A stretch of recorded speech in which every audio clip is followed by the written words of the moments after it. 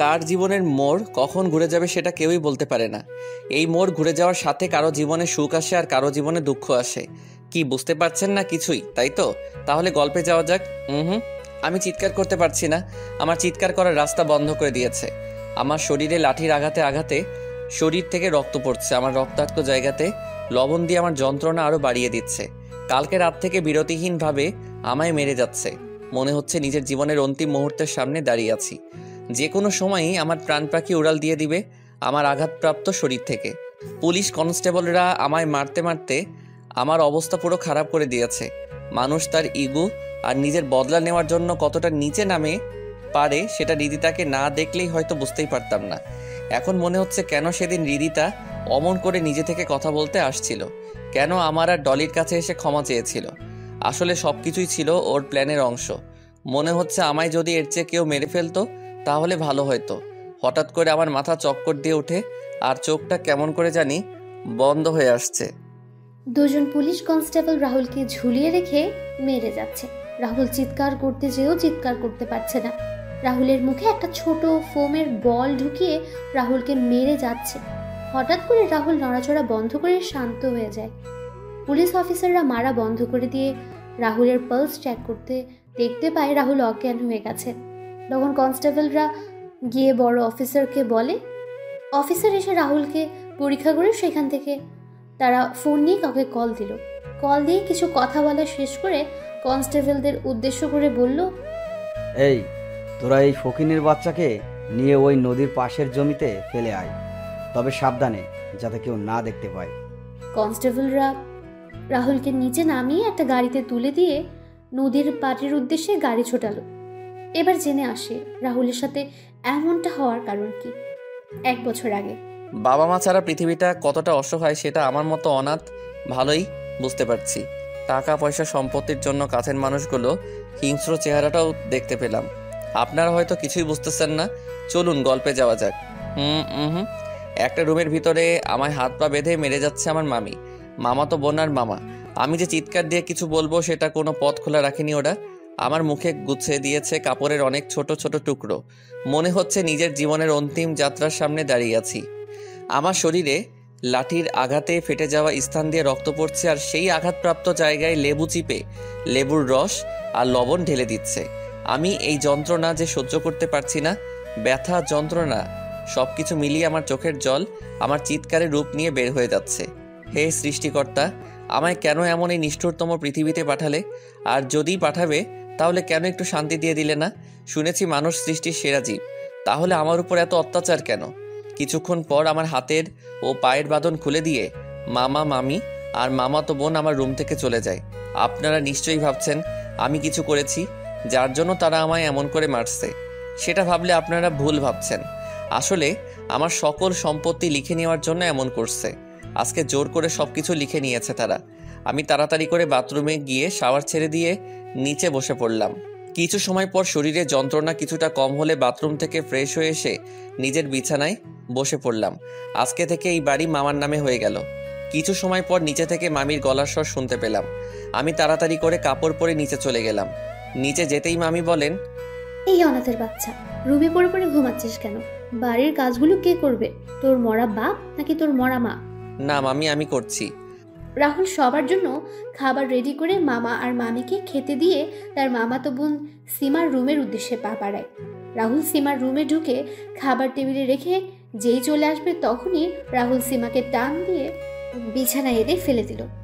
সীমা বিছানা থেকে উঠে রাহুলের সামনে এসে রাহুলের গালে ঠাস ঠাস করে থাপ্পড় বসিয়ে দিয়ে বলল, অনাথের বাচ্চা, অনাথ ইতরের বাচ্চা, তোর সাহস হলো কি করে আমায় স্পর্শ করার? রাহুল গালে হাত দিয়ে দাঁড়িয়ে আছে, মাথা নিচু করে। তখন সীমা বলে উঠল, কি রে অনাথের বাচ্চা, কথা বলছিস না যে? না আরো কয়েকটা দিব তোকে? আসলে সীমা, তোর রুমের সুইচ বোর্ডে সমস্যা আর তুই ভেজা হাতে স্পর্শ করছিলি তাই আমি। তোর তো সাহস কম না, আমায় নাম ধরে ডাকিস? তোকে বলছি না ম্যাডাম বলে ডাকার জন্য? তুই তো আমার বোন হস আর আমার ছোট। তো কি হয়েছে? তুই হলি আমাদের বাড়ির চাকর, so you call me madam. It's that clear? মাকে বলে দিস আমি কলেজে যাচ্ছি, আমার গাড়ি নিয়ে তুই হেঁটে চলে আসিস। খাবারটা খেয়ে যান। তোর হাতের খাবার খেতে ইচ্ছে করছে না আমার, আমি বাইরে খেয়ে নিব। সীমা কথাগুলো বলে গাড়ির চাবি ঘুরিয়ে ঘুরিয়ে রুম থেকে বের হয়ে যায়। রাহুল একটা হাসি দিয়ে সেখান থেকে নিচে এসে কাজ করতে শুরু করে। এবার আপনাদের রাহুলের পরিচয় দিয়ে দিই। আমাদের গল্পের নায়ক রাহুল রাজ। মা বাবা কেউ বেঁচে নেই। রাহুলের বয়স যখন 9 বছর তখন রাহুলের বাবা মা মারা যান। রাহুলের অনেক সম্পত্তি। রাহুল এবার অনার্স 2য় বর্ষে পড়ছে।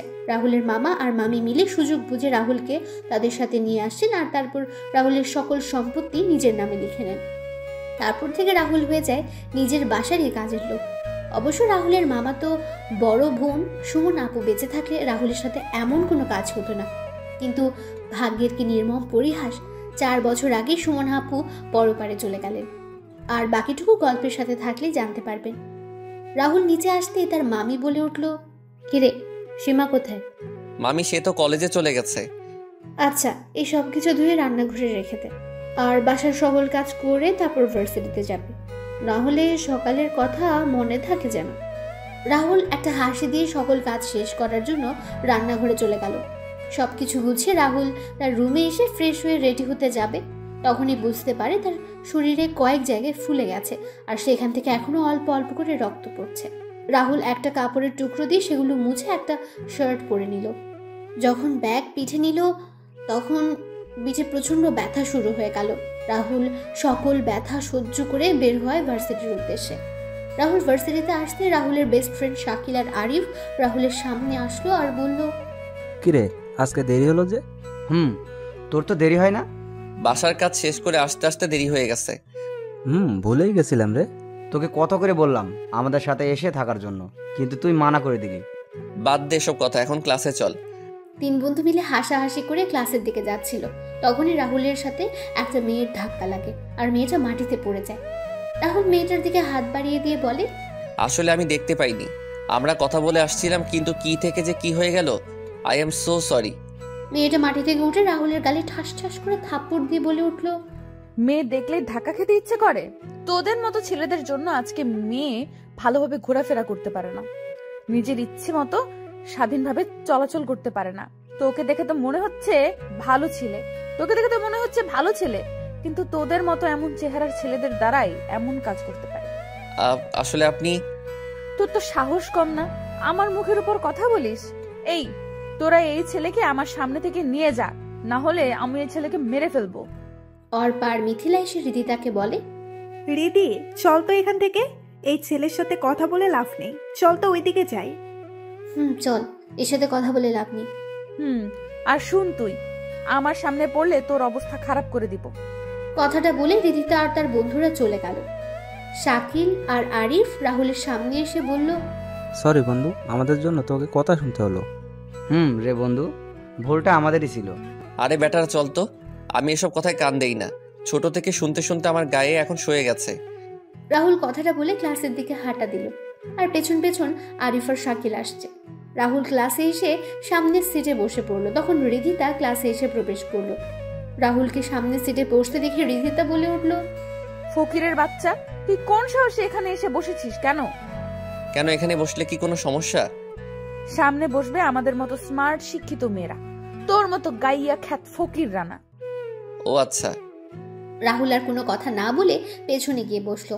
কিছুক্ষণ পর শাকিল আর আরিফ রাহুলের পাশে এসে বসলো। স্যার ক্লাসে ঢুকে রাহুল আর আরিফ আর শাকিলের সাথে বসে পড়ে। কিছুক্ষণ পর স্যার ক্লাসে প্রবেশ করেন। স্যার সবার দিকে তাকিয়ে যেই ক্লাস শুরু করবেন তখন স্যার রাহুলের দিকে তাকিয়ে বললেন, কিরে রাহুল, পিছনে বসে আছিস কেন? এমনি স্যার। তোরে না বলছিস সামনে বসতে? স্যার ক্লাস যে কোনো এক জায়গায় বসে করা যায়, সামনে বসে ক্লাস করলেই যেই স্যার আমি ভালো স্টুডেন্ট স্মার্ট হয়ে যাবো এমনটা তো নয়। তা অবশ্য ঠিক বলেছিস তুই। রাহুল কথাগুলো একবার রিদিতার দিকে তাকায়, আর রিদিতা রাহুলের কথাগুলো শুনে রাগী চোখে রাহুলের দিকে তাকায়। এদিকে অর্পার মিথিলা রিদিতাকে আস্তে আস্তে শুনিয়ে শুনিয়ে বলল, ঠান্ডা মাথায় কিছুক্ষণ আগের বদলা নিয়েছিল ছেলেটা। এবার বুঝতে পারছি রাহুলকে কেন ভালো স্টুডেন্ট। রিদি, তুই ওর দিকে তাকিয়ে আছিস কেন? ছেলের সাহস কেমন দেখেছিস? দেখেছিস, বুকের পাঠা আছে ছেলের। মিস রিদিতা আর রিদিতার 2 হাত, আপনারা ক্লাস করবেন না? বের হয়ে যাবেন। ক্লাস করার ইচ্ছে না থাকলে রুম থেকে বের হয়ে যেতে পারেন, দরজা আপনাদের সামনেই আছে। কেউ আর কোনো কথা বলল না। স্যার ক্লাস নেওয়া শুরু করলেন। একজন স্যারের ক্লাসের পর আরেকজন স্যার এসে ক্লাস নিয়ে চলে গেলেন। ক্লাস শেষ করে রাহুল, শাকিল, আরিফ শহীদ মিনারে বসে কথা বলছিল। তখনই রিদিতা এসে বলল, তোর তো সাহস কম না, তুই আমার ক্লাসের সবার সামনে অপমান করিস। আমি আপনাকে কখন অপমান করলাম? তুই ক্লাসে আমায় এই কথাগুলো শুনিয়ে শুনিয়ে কেন বললি? ক্লাসের কেউ এসে প্রতিবাদ করছে না, তাহলে তুই কেন এসেছিস রিদিতা? জানেন তো, চোরের মন পুলিশ পুলিশ। তুই জানিস আমি কে, আমার পরিচয় কি? আপনাকে দেখে আপনার সম্পর্কে জানা হয়ে গেছে আমার। আপনি কোনো অহংকারী বাবা মায়ের অহংকারী মেয়ে হবেন যে মানুষকে মানুষ মনে করেন না। শাকিল, আরিফ, চল এখান থেকে। রাহুল কথাগুলো বলে ভার্সিটি থেকে বের হয়ে আসে। রাহুল বাড়িতে এসে দেখতে পায় বাড়িতে কেউ নেই। রাহুল তার রুমে যাবে, তখন সে শুনতে পায় অদ্ভুত কিছু শব্দ। রাহুল শব্দগুলো অনুসরণ করে কিছুটা সামনে যেতেই একটা রুম দেখতে পায়। রুমটা ছিল সীমার রুম। রাহুল রুমের সামনে গিয়ে দেখতে পায় দরজা ভেতর থেকে ঠিকমতো লাগানো হয়নি। রাহুল দরজা ঠেলে দেখতে পায়, আমি দরজা ঠেলে দেখতে পেলাম আমার মামাতো বোন সীমা আর একটা ছেলে অন্তরঙ্গ সম্পর্কে জড়িয়েছে। তারা এই পাপ কাজের নেশায় এতটাই বিভোর যে দরজাটা লাগাতেই ভুলে গেছে। আমি তো নিজের চোখকে বিশ্বাস করাতে পারছি না। আমার মাথা যেন ঘুরতে লাগলো। কিছুক্ষণের জন্য আমি পাথরের ন্যায় শক্ত হয়ে গেলাম। তখন বললাম, সি সি সি সীমা, এগুলো কি করছিস তুই? মামা মামি জানলে কি হবে বুঝতে পারছিস? রাহুলের কথা শুনে সীমা ওর ছেলেটা আলাদা হয়ে যায়। ছেলেটা নিজের পোশাক পরে সেখান থেকে চলে যায়। সীমা নিজেকে ঢেকে রাহুলের উদ্দেশ্যে বলে, তুই এখানে এই সময়ে? না এলেই তো জানতে পারতাম না তুই এমন একটা কাজ করছিস। আমি জানতাম তুই একটা অহংকারী বদমেজাজি মেয়ে, কিন্তু তুই যে এমন একটা কাজ করবি না সেটা বুঝতে পারিনি। তোকে নিজের বোন বলতে আমার রুচিতে বাজছে। এইরকম পাপ কাজে নিজেকে জড়ানোর আগে একবার অন্তত মামা মামির কথা চিন্তা করতি। তোর এই কাজের কথা মামা মামি জানলে কাউকে নিজের মুখ দেখাতে পারবে না। দেখ রাহুল, তুই ভুল ভাবছিস। হ্যাঁ, নিজের চোখে আমি যা দেখেছি সেটাকে ভুল বলবো? ছি সীমা, ছি। রাহুল কথাগুলো বলে সীমার রুম থেকে বের হয়ে নিজের রুমে চলে যায়। রাহুল ফ্রেশ হয়ে নিচে এসে সবার জন্য খাবার তৈরি করতে থাকে। কিছুক্ষণ পর মামা আর মামি বাসায় ফিরে আসেন। দুপুরের খাবার সবাই একসাথে খাওয়া দাওয়া করে যে যার রুমে চলে যায়। এদিকে বিকেলবেলা রিথিতা, মিথিলা আর অর্পা ছাদে দাঁড়িয়ে আছে। তখন তিনজনই দেখতে পায় রাহুল একটা কবরস্থান থেকে বের হচ্ছে নিজের চোখ মুছতে মুছতে। তখন অর্পা বলে, রাহুল আমাদের এলাকায় কি করে? আমি কি জানি। কালকে ওই ছোট লোকের বাচ্চাকে একটা উচিত শিক্ষা দিব। এই রিদিতা চৌধুরীকে অপমান করার পরিণাম কতটা খারাপ সেটা বুঝতে পারবে। আরে বাদ দে না, ক্লাসের কেউ কিছু বলছে না, তুই বলছিস কেন? সামান্য একটা রাস্তার ছেলে হয়ে ওর সাহস হলো কি করে আমার সাথে অমনটা করার? চল ঘুরে আসি কোথা থেকে, এতে মনও ফ্রেশ হয়ে যাবে। এটাই ভালো হবে, চল রিদিতা। কথাটা বলে তিনজনই বেরিয়ে পড়ে। এইদিকে সন্ধ্যাবেলায় রাহুল বাসায় ফিরে নিজের রুমে গিয়ে ফ্রেশ হয়ে পড়তে বসে। এই সন্ধ্যাবেলা রাহুলের কাজ করতে হয় না, তার মামি কাজ করেন। কিছুক্ষণ পর সবাই নাস্তা করে যে যার রুমে চলে যায়। রাহুল যখন পড়ছিল তখন সীমা রাহুলের রুমের সামনে এসে দরজায় কড়া নাড়ে। রাহুল তাকিয়ে সীমাকে দেখতে পেয়ে বলে ওঠে, কি চাই ম্যাডাম? কিছু লাগবে? না। আমি জানি আমি তোর সাথে অনেক খারাপ আচরণ করেছি, তোর গায়ে হাত তুলেছি।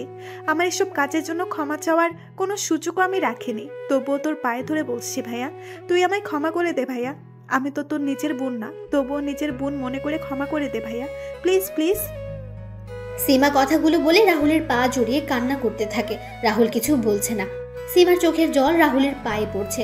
রাহুল কি করবে বুঝতে পারছে না। তখন রাহুল নিজের সকল রাগকে ভুলে সীমাকে তার পা থেকে তুলে চেয়ারে বসিয়ে বলে, আচ্ছা যা, আমি তোকে ক্ষমা করে দিলাম। তোকে আমায় কথা দিতে হবে তুই ভবিষ্যতে এমন কাজ আর কখনো করবি না। পড়ালেখায় কোনো ফাঁকি ঝুঁকি দিবি না। আমার কথাগুলো রাখতে পারলে আমি তোকে ক্ষমা করে দিব। আমি তোর সব কথা রাখবো। যা, নিজের রুমে যা এখন। রাহুল তার পড়ালেখা শেষ করে নিচে এসে খাওয়া দাওয়া করে তার রুমে গিয়ে শুয়ে পড়ে।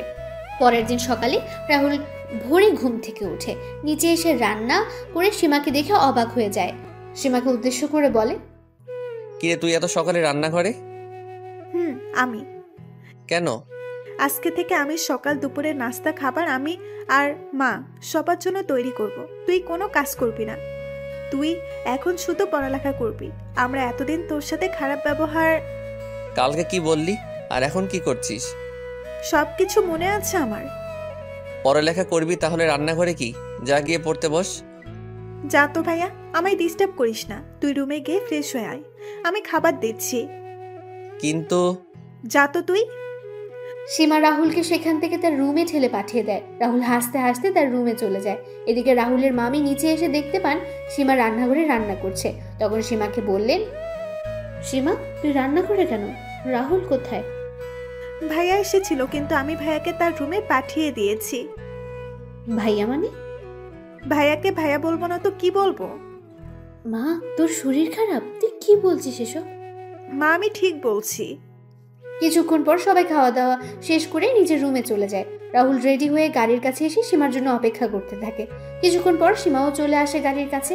দুজনে গাড়িতে বসে রাহুল গাড়ি চালানো শুরু করে। কিছুক্ষণ পর সীমার কলেজে সীমাকে নামিয়ে দিয়ে গাড়ি যেয়ে রেখে আসতে যাবে, তখন সীমা বলে, ভাইয়া গাড়ি তুই নিয়ে যা, তুই 1:30 এখানে চলে আসিস। না, গাড়ি এখানে থাক। না, আমি যা বলেছি সেটাই, যা এখন তুই। রাহুল গাড়ি নিয়ে ভার্সিটিতে প্রবেশ করে গাড়ি পার্ক করে গাড়ি থেকে বের হয়। রাহুলকে গাড়ি থেকে বের হতে দেখে অনেকে তাকিয়ে আছে। অর্পা আর মিথিলা বলে ওঠে, এটা কি দেখছি আমি? যেই ছেলে গতকালকে নোংরা পোশাক পরে ভার্সিটিতে এসেছিল আজকে দামি একটা গাড়ি থেকে নামছে। এটা দেখে আমার মনে হচ্ছে কাশেম টিভির কোনো প্রোগ্রাম চলছে। রিদিতা অর্পা আর মিথিলাকে পিঠে দুইটা ধুম করে বসিয়ে দিয়ে বলে ওঠে, এত গড়াগড়ি করছিস কেন? দেখ গাড়ি কোথা থেকে ভাড়া করে নিয়ে আসছে হয়তো। বন্ধু কি রে, হঠাৎ করে গাড়ি নিয়ে? না, কালকের অপমানের বদলা নিতে। নাব্বে সালা, আসলে সীমার এই কথাটা বললাম না। ও আচ্ছা, এই ব্যাপার। তবে একদিক দিয়ে ভালো হয়েছে, সীমা যে তোকে সাপোর্ট করেছে, এটাই অনেক ভালো। তারপর সবাই মিলে ক্লাসে চলে যায়। ক্লাস শেষ করে রাহুল আরিফ আর শাকিলকে বিদায় দিয়ে চলে যায়। সীমাকে কলেজ থেকে নিয়ে বাসায় চলে আসে। বাসায় এসে রাহুল দেখতে পায় খাবার টেবিলে সাজানো। রাহুলও ফ্রেশ হয়ে এসে খাবার খেয়ে নিচের রুমে চলে যায়। রাতের বেলা সবাই যখন খাবার খাচ্ছিল তখন টিভির নিউজে সবাই শুনতে পায় আজকে সিলেটের বড় রাস্তার পাশের মোড়ে কয়েকজন সন্ত্রাসীর মরদেহ গাছের ডালে ঝুলন্ত অবস্থায় পাওয়া গেছে। পুলিশ এখনো সঠিক করে কিছু বলতে পারছে না, তবে সন্ত্রাসীদের বুকে বড় বড় করে লেখা আছে দ্য ডেথ ডেভিল। এভাবে চলে যায় 10টা দিন। এই 10 দিনে সীমা রাহুলের সাথে অনেক ভালো ব্যবহার করেছে, নিজের ভাইয়ের মতো। এই 10 দিনে মনে হয়েছে সীমা ও রাহুলের একজন মায়ের পেটের ভাই বোন। পরের দিন সকালে রাহুল ভার্সিটিতে চলে যায়। আজকে অবশ্য সীমা কলেজে যায়নি, তাই রাহুল গাড়ি নিয়ে আসেনি। রাহুল ভার্সিটিতে আসতেই রিধিতা বলে ওঠে, কি রে ছোট লোক, আজকে তোর গাড়ি কোথায়? এই কয়েকদিন তো গাড়ি নিয়ে এসেছিলি। আপনার কি কোনো কাজ নেই? আমি তো আপনার সাথে নিজে থেকে কথা বলি না, তাহলে কেন আমার সাথে আসছেন কথা বলতে? আর কথা যখন বলতেই হবে তাহলে ভদ্রভাবে কথা বলতে পারেন না? না পরিবার থেকে ভদ্রভাবে কথা বলার সুযোগ পাননি? তোর মতো ছোট লোকের সাথে আমায় কথা বলতে হলে চিন্তা করে কথা বলতে হবে। ওই যে বললাম, আপনি কোন পরিবারের মেয়ে সেটা আপনাকে দেখেই বোঝা যাচ্ছে। রাহুল আর কোনো কথা না বলে সেখান থেকে ক্লাসে চলে যায়। কিছুক্ষণ পর স্যার ক্লাসে এসে ক্লাস শুরু করেন। ক্লাস শেষ করে যখন সবাই বের হচ্ছিল তখনই রাহুলের ফোন বেজে ওঠে। রাহুল ফোন রিসিভ করার সাথে ওপাশ থেকে কেউ কিছু কথা বলে। রাহুল তাড়াতাড়ি করে বাড়ির সামনে এসে দেখতে পায় বাড়িতে অনেক মানুষ। রাহুল হাঁটছে সামনের দিকে, কিন্তু এত মানুষ বাড়িতে কেন সেটা বুঝতে পারছে না। রাহুল কিছুটা সামনে যেতে তার মামির গলা শুনতে পেলে। রাহুল তাড়াতাড়ি করে ঘরে ঢুকে পড়ে, আর ঘরে ঢুকে যা দেখতে পেল এতে করে রাহুলের মাথায় আকাশ ভেঙে পড়ে। রাহুল কি করবে বুঝতে পারছে না। রাহুল ধীর পায়ে হেঁটে ফ্লোরে সাদা চাদর জড়িয়ে রাখা লাশটার সামনে যে চাদর সরিয়ে দেখতে পায় সীমা মাটিতে শুয়ে আছে। রাহুল সীমার লাশের পাশে ধূপ করে বসে যায়। রাহুলের চোখ দিয়ে জল গড়িয়ে পড়ছে। রাহুল তার মামির দিকে তাকাতে রাহুলের মামি রাহুলের দিকে কান্না মিশ্রিত কণ্ঠে বলে উঠলেন, আমি বাসায় এসে কারো কোনো সারা শব্দ পাচ্ছিলাম না, তাই আমি যখন সীমার রুমের সামনে আসি তখন দেখি সীমাকে রুমের ফ্যানের সাথে ঝুলছে। কথাটা বলে মামি কান্না করতে থাকে। রাহুল কি বলবে বুঝতে পারছে না। তখন রাহুল সীমার হাতে একটা কাগজ দেখতে পায়। রাহুল কাগজটা নিয়ে দেখতে পায় সেখানে লেখা আছে, ভাই আমায় ক্ষমা করে দিস, আমি তোর কথাগুলো রাখতে পারলাম না। চেষ্টা করেছিলাম তোর কথা রাখার জন্য, কিন্তু রাখতে পারিনি।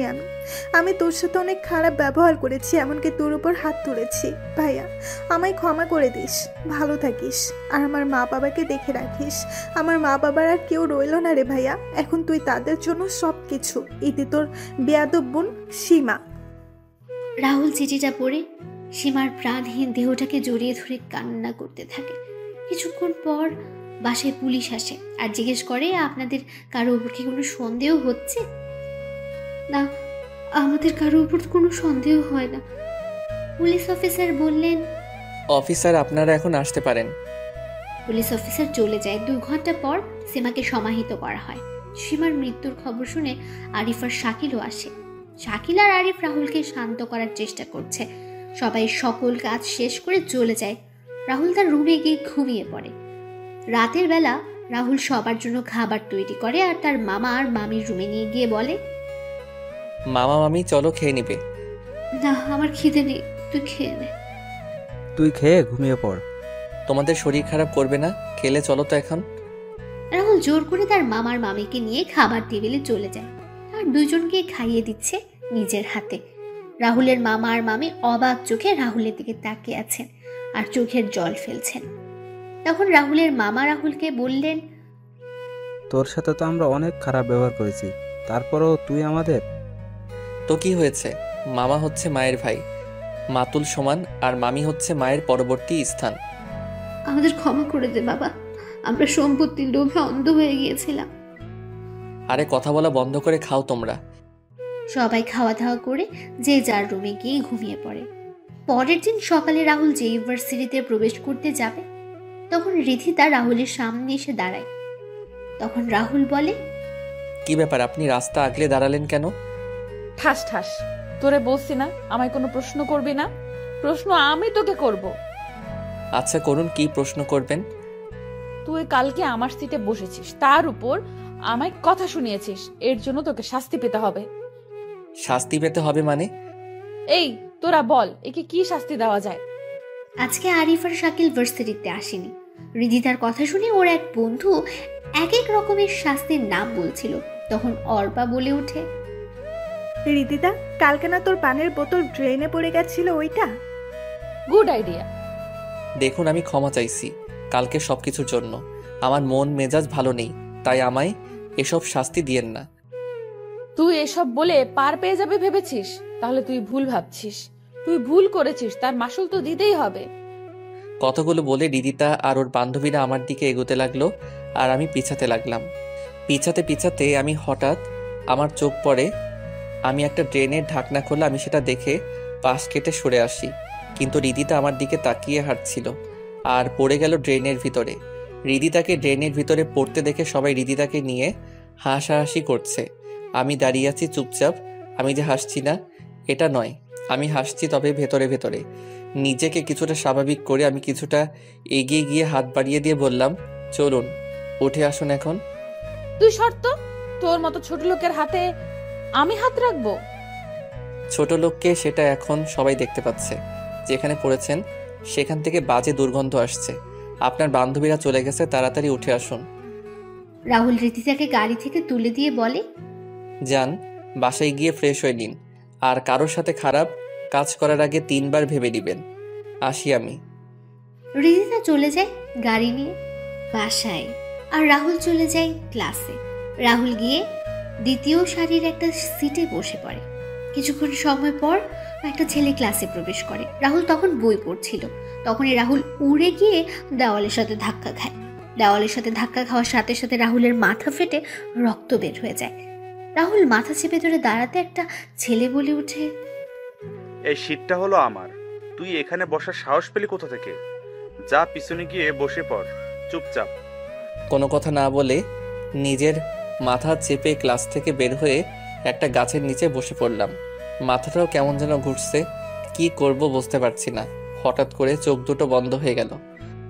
রাহুলের যখন জ্ঞান ফেরে তখন সে দেখতে পায় একটা রুমে শুয়ে আসে। তারপর পাশে আরিফ, শাকিল আর একটা মেয়ে দাঁড়িয়ে আছে। তখন রাহুল বলে, তুই হাসপাতালে আছিস আর আমাদের এখানে ও আসতে বলেছে। কে উনি?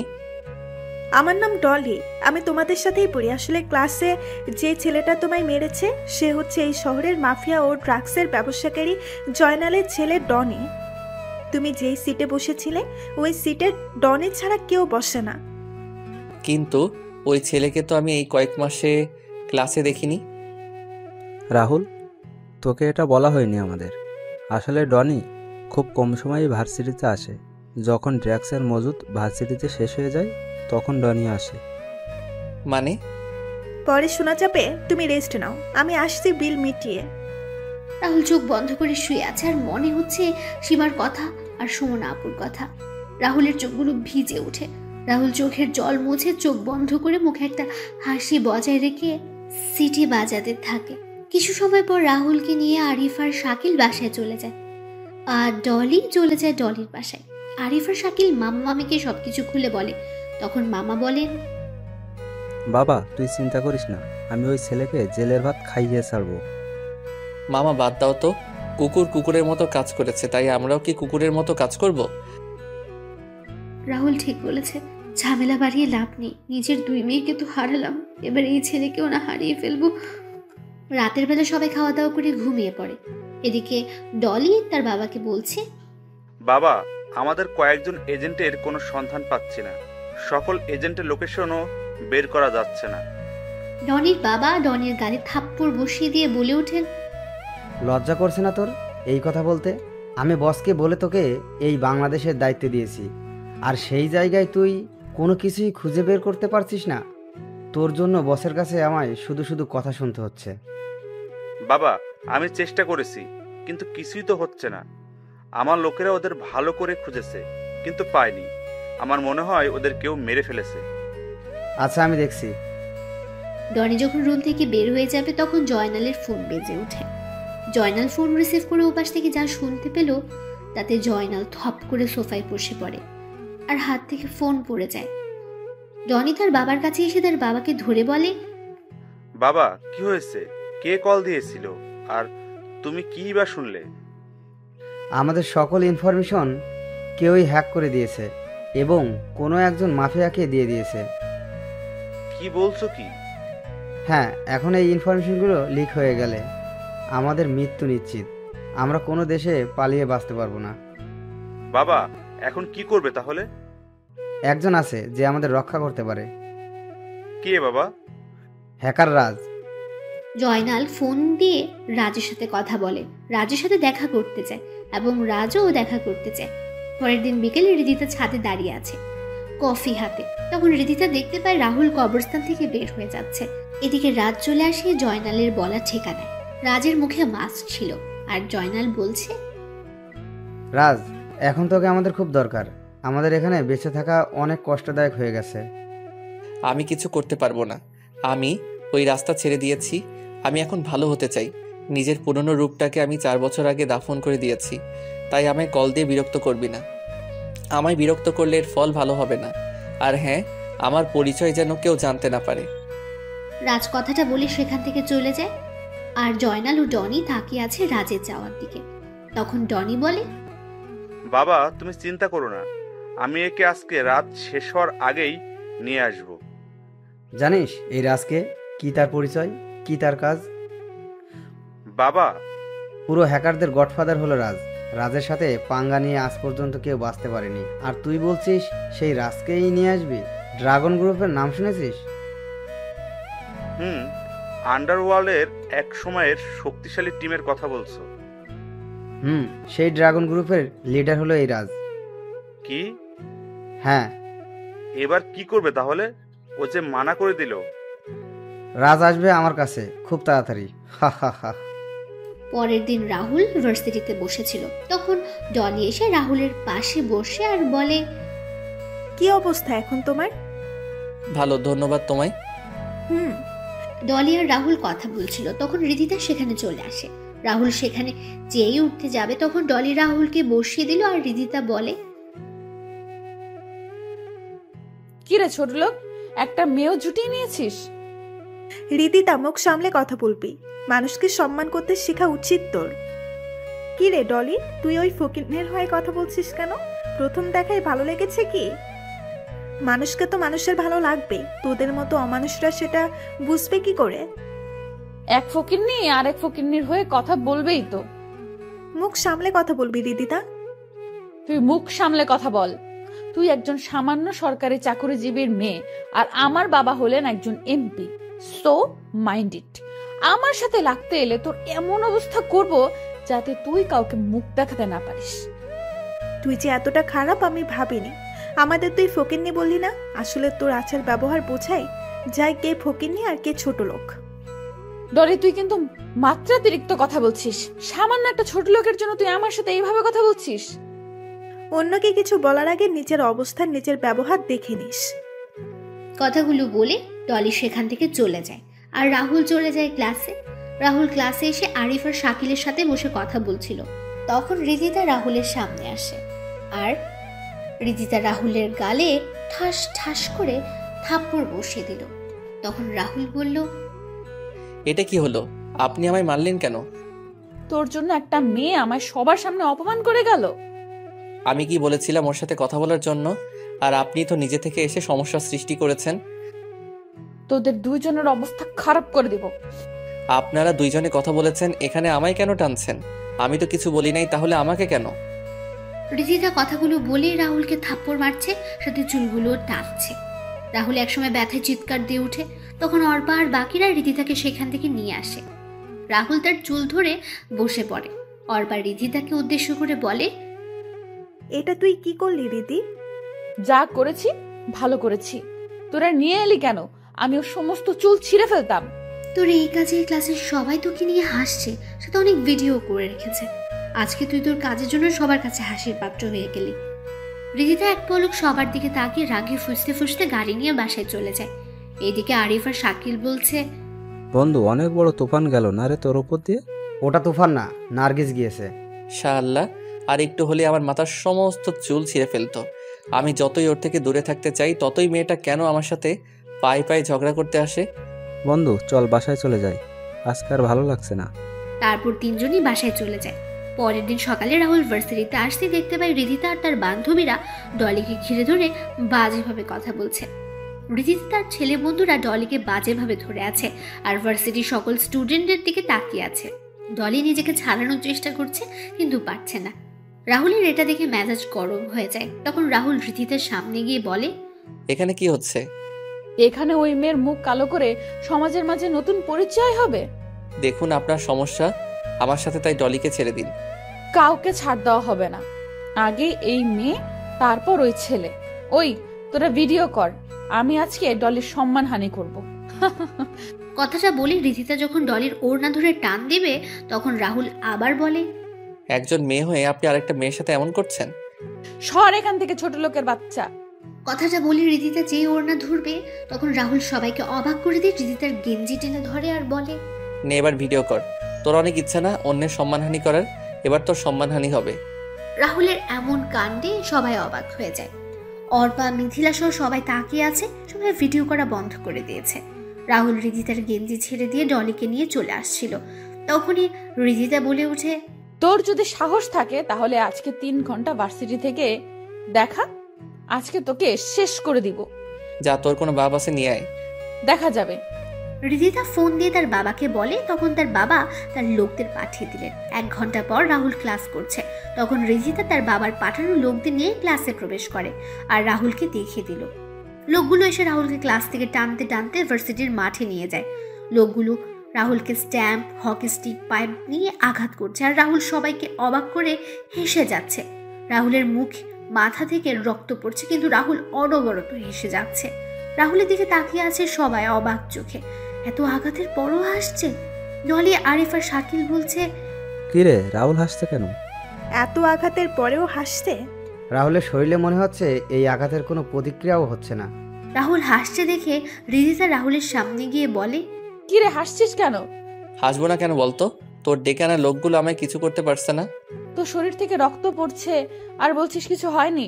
দাঁড়া, তোর খালি শরীরে আঘাত করলেই বুঝতে পারবি। রাহুল টি শার্ট ছিঁড়ে ফেলতেই সবাই অবাক হয়ে যায়। রিদিতার বাবার লোকেরা পালিয়ে যায় আর রিদিতা সেখান থেকে কয়েক পা পিছিয়ে যায়। ভার্সিটির সবাইও তাকিয়ে আছে রাহুলের দিকে। ডলি, আরিফ আর শাকিলও তাকিয়ে আছে। রাহুল রিদিতার সামনে গিয়ে বলে, কি রে, মারবি না আমায় তুই? কে তুই? আমি একজন ছোট লোক মানুষ। তাহলে তোর শরীরে এতগুলো আঘাত ও গুলির চিহ্ন কেন? তোর এসব জানার কোনো প্রয়োজন নেই।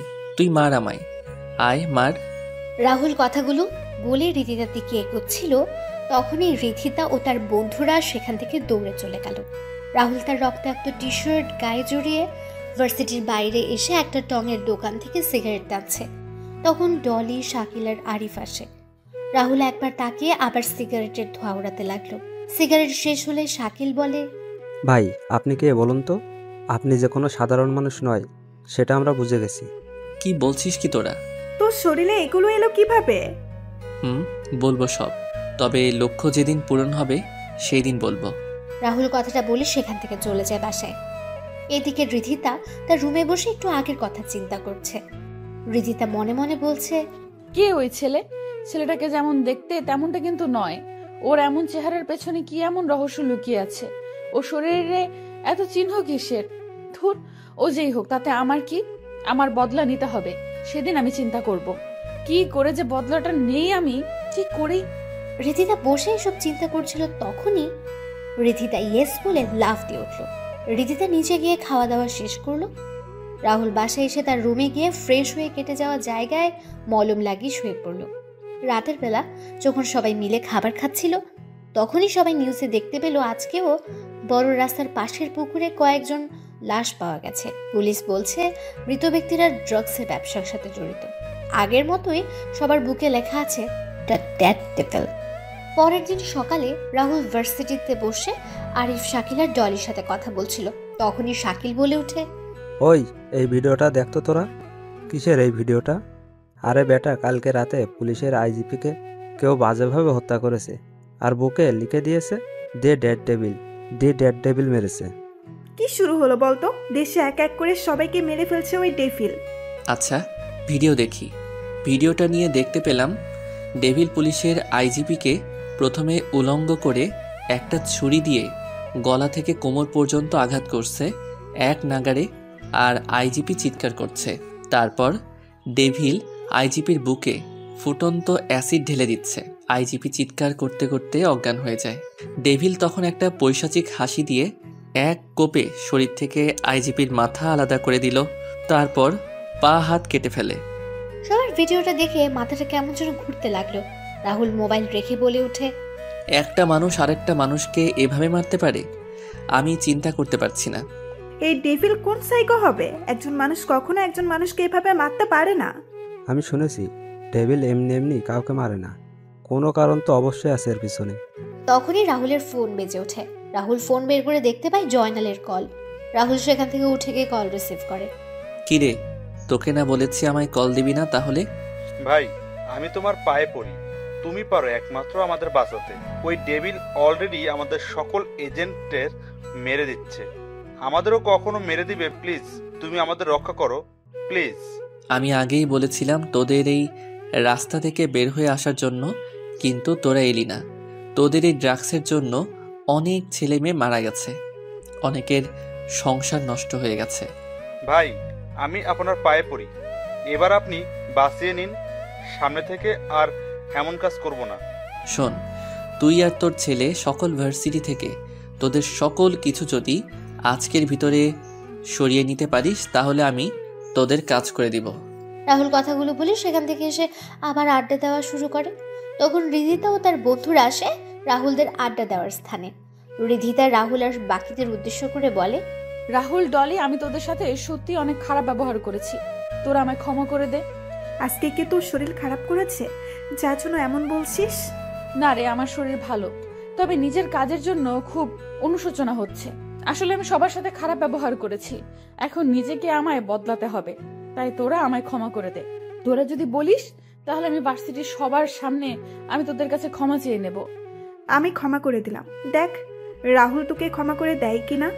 রাহুলের কাছে গিয়ে বললাম রাহুলের হাত ধরে, রাহুল আমায় ক্ষমা করে দে প্লিজ। আমি তো নিজের ভুল বুঝতে পেরেছি আর নিজের ভুলের জন্য ক্ষমাও চাইছি। এই কি করছেন? আমি একজন ছোট লোক ছেলে, আমায় ধরছেন কেন? আপনি একজন এমপির মেয়ে হয়ে আমার হাত ধরছেন, এটা দেখলে লোকে কি বলবে? ছাড়ুন ছাড়ুন। Rahul please please. তখন শাকিল, আরিফ, ডলি সবাই বলে ক্ষমা করে দেওয়ার জন্য। রাহুলও কিছুক্ষণ সময় চিন্তা করে বলে, আচ্ছা যান, ক্ষমা করে দিলাম, তবে সবার সাথে ভালো ব্যবহার করবেন, সবাইকে সম্মান করবেন। তাহলে আমরা আজকে থেকে সবাই বন্ধু। হুম। আচ্ছা শুন, তোরা কালকে আমার জন্মদিন তাই বাড়িতে একটা পার্টির আয়োজন করা হয়েছে, তোরা সবাই আসবি। শুভ জন্মদিন রিদিতা, জন্মদিনের অনেক অনেক শুভকামনা রইল। আরে এখন বলছিস কেন? কালকে বলবি তো। না রে, আমি কালকে যাব না, আমার এইসব পার্টি ভালো লাগে না। তাহলে বুঝবো তুই আমায় ক্ষমা করিসনি এখনো। আরে না না, তুই ভুল ভাবছিস। তাহলে তুই কালকে আসছিস কিন্তু। সবাই জোর করে রাহুলকে যাওয়ার জন্য, আর রাহুলও কোনো উপায় না পেয়ে রাজি হয়ে যায়। সবাই যখন কথা বলছিল তখন ভার্সিটির কয়েকটা গাড়ি প্রবেশ করে আর সবাই গাড়িগুলোর দিকে তাকায়। তখন সবাই দেখতে পায় ডনি আর জয়নাল গাড়ি থেকে নামছে। ডনি আর জয়নাল গাড়ির পেছনে কয়েকটা ট্রাক প্রবেশ করেছে। ভার্সিটি, ডনি আর তার লোকেরা দৌড়ে চলে যায় একাডেমিক ভবনের দিকে। আর জয়নাল বলে ওঠে, আজকে থেকে এই ভার্সিটিতে কেউ কখনো ড্রাগসের ব্যবসা করতে পারবে না। এই ভার্সিটি হবে মাদক মুক্ত। আমি আমার সকল কিছু নিয়ে যাচ্ছি ভার্সিটি থেকে। ভালো থাকবেন সবাই। জয়নালের কথা শুনে ভার্সিটির সবাই হাততালি দিল। কিছু সময় পর জয়নাল ও ডনি মিলে তাদের সকল কিছু নিয়ে ভার্সিটি ত্যাগ করে। রাহুলরাও উঠে ক্লাসে চলে যায়। ক্লাস শেষ হলে যে যার বাসায় চলে যায়। রাতের বেলা রাহুল একটা পুরাতন ব্যাগ থেকে দুটো ল্যাপটপ বের করে, যার মডেল ছিল Apple MacBook air M2 and Asus ROG Zephyrus G15। ল্যাপটপগুলো বের করে তার পুরাতন ওয়েবসাইটগুলোতে প্রবেশ করে এবং সবার উদ্দেশ্যে একটা মেসেজ দিয়ে দেয়। রাহুল জয়নালের পাঠানো সকল ইনফরমেশন অনুযায়ী কাজ করতে লাগে। আর কিছুক্ষণ পর রাহুলের মুখে হাসি ফুটে ওঠে। রাহুল একবার সকল কিছু চেক করে তার ল্যাপটপে সেভ করে রাখে আর জয়নালকে সবকিছু পাঠিয়ে দেয়। এদিকে ডেথ ডেভিল যখন তার কম্পিউটার স্ক্রিনে বসে তখন কিছু লেখা দেখে তার মুখে হাসি ফুটে ওঠে। জয়নাল তার বসকে কল দিয়ে বলছে, বস, রাজ আমাদের কাজ করে দিয়ে এবং আমাদের সকল সিকিউরিটি সিস্টেমের অ্যাক্সেসের সকল কিছু দিয়ে দিছে। এবার আর ওই ডেড ডেভিল আমাদের কিচ্ছু করতে পারবে না। শোন, এবার তুই এই কাজটা তো করতে পারবি। আমি তোকে সকল কিছু বলে দিব। বস, কিন্তু রাজের ছবি তো আমার কাছে নেই। তাহলে? আমি দিয়ে দিচ্ছি। কিছু সময় পর জয়নালের ফোনে একটা ছবি আসে। তখন জয়নাল ডনিকে ডেকে বলে ওঠে, ডনি, ডনি। হ্যাঁ বাবা, বলো। বাবা, এই ছেলেকে খুঁজে বের করতে হবে। আমাদের বসের আদেশ। বাবা, এই ছেলেকে? এই ছেলেই হচ্ছে রাজ, দ্য হ্যাকার। কিন্তু বাবা, এই ছেলে তো আমাদের ভার্সিটিতে পড়ে। মানে? আমাদের ক্লাসে আমাদের সাথেই পড়ে। কিন্তু বাবা, একে দেখে তো হ্যাকার বলে মনে হয় না। আচ্ছা, তাহলে তো শিকারকে পেয়ে গেছি। তাহলে কালকে না মেরে আগামী পরশুদিন মারবো। আর বসও আসবে। শুন, কালকে এমপির বাড়িতে ইনভাইট আছে, আমাদের যেতে হবে। আর ওই এমপির মেয়ের সাথে তোর বিয়ের কথা বলবো। আচ্ছা বাবা। পরের দিন সন্ধ্যাবেলা সবাই চলে যায় রিদিতার বাসায়। রিদিতা রাহুলকে দেখে বলে, কি রে, তোরা সবাই চলে এসেছিস? আচ্ছা বস তোরা। আর রাহুল, তুই আয় এদিকে। হুম। রিদিতা রাহুলকে নিয়ে তার বাবা আর মায়ের সাথে পরিচয় করিয়ে দিল। রিদিতার বাবা রাহুলকে দেখে কিছুটা চিন্তিত হয়ে পড়েন। তখন রিদিতার বাবা রাহুলকে দেখে বলে উঠলেন, রাজদা।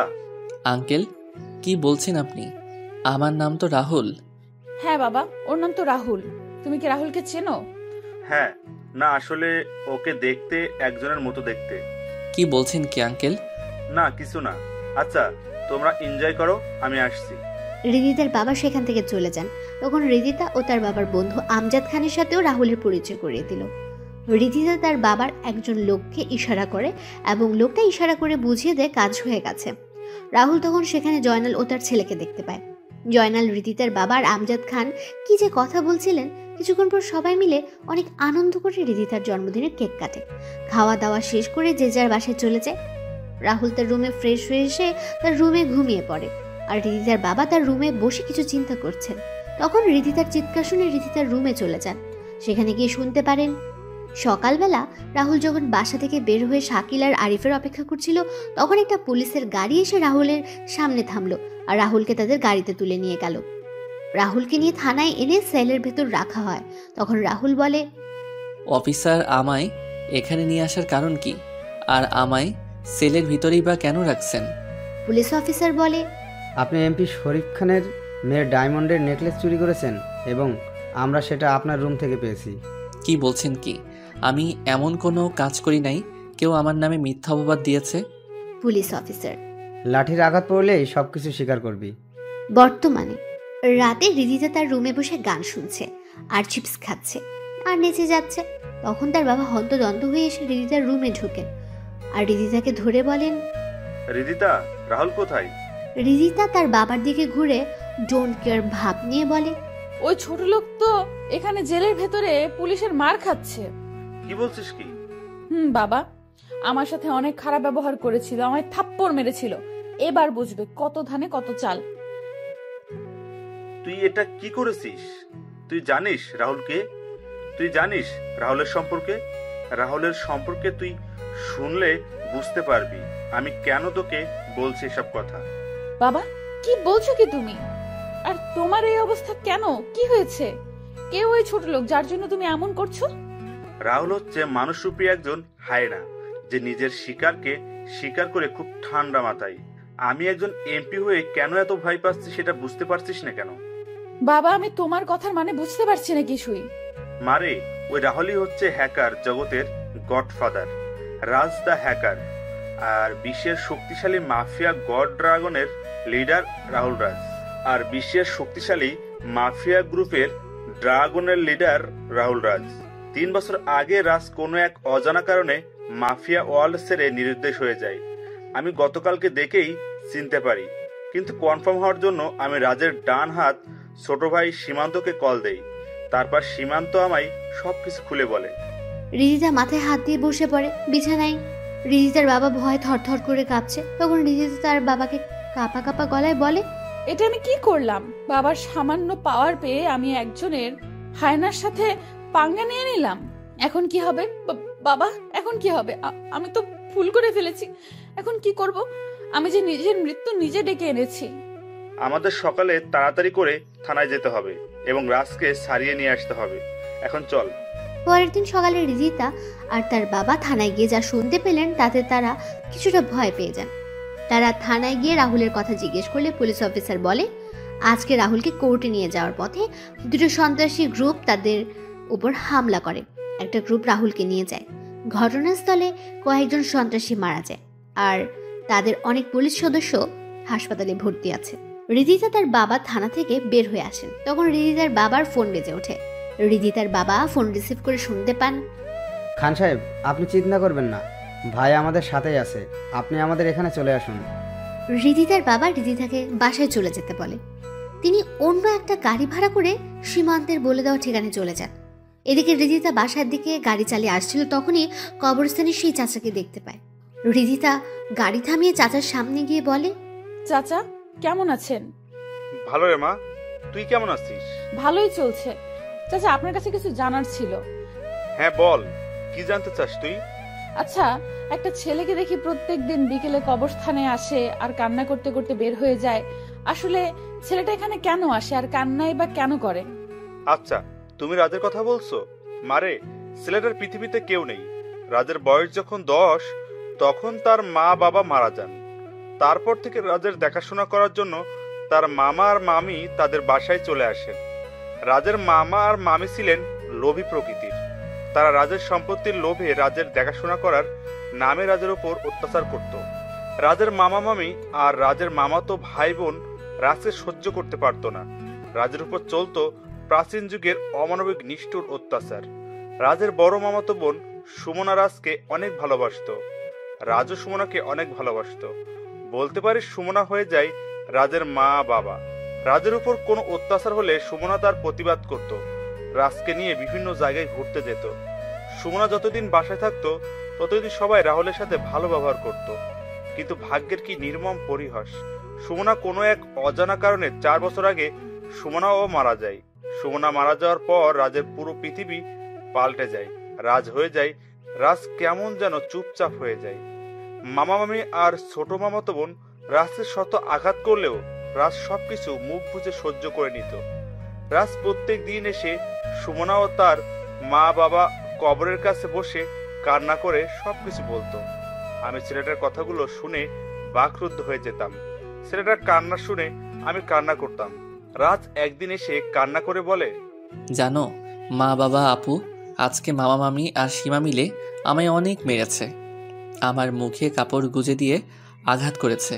আমার শরীরে লাঠির আঘাতে ফেটে যাওয়া স্থান দিয়ে রক্ত পড়ছে, আর সে আঘাতপ্রাপ্ত জায়গায় লেবু চিপে লেবুর রস আর লবণ ঢেলে দিচ্ছে। আমি এই যন্ত্রণা যে সহ্য করতে পারছি না, ব্যথা যন্ত্রণা সব কিছু মিলিয়ে আমার চোখের জল আমার চিৎকারের রূপ নিয়ে বের হয়ে যাচ্ছে। আমায় কেন তোমরা একা রেখে চলে গেলে? আমার পিঠে যে প্রচণ্ড ব্যথা করছে। মা, বাবা, আপু, তোমরা শুনতে পাচ্ছ? আমার পিঠে অনেক ব্যথা করছে। আমি অনেক গুলি খেয়েছি, কিন্তু এমন ব্যথা আমার কখনো লাগেনি। তোমরা কেন আমায় একা রেখে চলে গেলে? বেশ, কেন আমায় তোমাদের সাথে নিয়ে গেলে না? জানিস মা, রাজ তার নিজের মা আর বাবার নামে একটা অনাথ আশ্রম আর সুমনার নামে একটা হাসপাতাল তৈরি করেছে। রাজকে একটা মেয়ে তার ভার্সিটিতে নানাভাবে অপমান করত, কটু কথা বলতো, মা বাবা তুলে কথা বলতো, কিন্তু রাজ কিছুই বলতো না। কয়েকদিন আগে রাজ এসে আমায় বলে যায়, চাচা, আমার বোনেদের খুনিদের সন্ধান পেয়ে গেছি। এবার শুরু হবে মৃত্যুর মিছিল। সব কয়টাকে শোনাবো মৃত্যুর ভয়ানক শব্দগুলো। কি বলছিস কি রাজ? তুই, সুমনা আর সীমা হত্যা করা হয়েছে মানে? চাচা, হত্যা করা হয়েছে। তোমায় সব বলবো, তবে কাজ শেষ করে এসে। কিন্তু আমরা তো শুনেছি সীমা আত্মহত্যা করেছিল গলায় ফাঁসি দিয়ে। তবে রাজ যেহেতু বলেছে, তার পিছনে কোনো কারণ আছে নিশ্চয়ই। রিদিতার চাচার কথাগুলো শুনে নিজের বাসায় দৌড়ে চলে যায়। রিদিতা তার রুমে ঢুকে কান্না করছে আর নিজের কাজের জন্য বারবার আফসোস করছে। চাচাও কথাগুলো বলে দীর্ঘ একটা শ্বাস ছেড়ে সামনের দিকে পা বাড়ান। এদিকে শরীফ খান সীমান্তের বলা ঠিকানায় এসে পৌঁছে যান। বাসার ভেতরে প্রবেশ করে দেখতে পান ডাক্তার রাজের শরীরে ড্রেসিং করে দিচ্ছে। শরীফ খানকে দেখতে পেয়ে রাহুল বলে ওঠে, আরে আঙ্কেল, আপনি আসুন আসুন, বসুন এখানে। শরীফ খান রাহুলের পাশে গিয়ে বসেন। তিনি কাঁপা কাঁপা গলায় বলে ওঠেন, আসলে রাহুল, আমার মেয়ের অমন কাজের জন্য আমি খুবই দুঃখিত।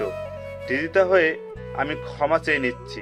রিদিতা এখনো অনেক ছোট, তাই অমন কাজ করেছে, তাই তো? চিন্তা নেই, আমি আপনার মেয়েকে ক্ষমা করে দিলাম, তবে ভবিষ্যতে এমন কাজ করলে আর ক্ষমা পাবে না। রিদিতা আর এমন কোনো কাজ করবে না, আমি কথা দিচ্ছি তোমায়। সেদিন জয়নাল আপনাকে কি বলেছিল?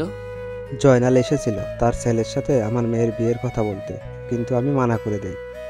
জয়নাল আমার এটাও বলে যে ওর সাথে ড্রাগসের ব্যবসায় জড়িয়ে যেতে। তো এবার আপনি কি করবেন? এই দেহে যতদিন প্রাণ আছে ততদিন সত্যের পথে চলে যাব, কখনো অসতের পথে যাব না। আচ্ছা রাজ, একটা কথা জিজ্ঞেস করতে পারি? বলেন। সীমান্তরা তোমায় নিয়ে আসলো, তাহলে কারা তোমার উপর হামলা করলো? শরীফ ভাই, তুমি জানলে কি করে ভাইয়ের উপর হামলা হয়েছে? পুলিশ অফিসার বলল। হয়তো আমার কাছের কেউ হবে, তবে চিন্তা নেই, খুঁজে বের করব সব কয়টাকে। রাজ, কালকে রাতে জয়নালের কাছে একটা ফোন আসে। তো কি হয়েছে? ফোন তো আসতেই পারে। কিন্তু জয়নাল কি কথা বলেছে তুমি জানো রাজ? কথাগুলো স্বাভাবিক ছিল না। মানে? জয়নাল বলছিল, বস, আপনি চিন্তা করবেন না।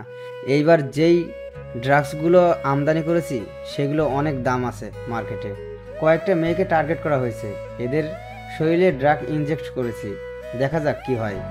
কিন্তু জয়নাল তো আমায় বলেছিল যে সেই কাজগুলো ছেড়ে দিবে। তাহলে সীমান্ত ভাই, বুঝে গেছি কি করতে হবে আমার। আচ্ছা আঙ্কেল, আপনি এখন আসুন, আমি একটু ঘুমাবো। সীমান্ত আর শরীফ খান চলে যায় আর রাহুল ঘুমিয়ে পড়ে।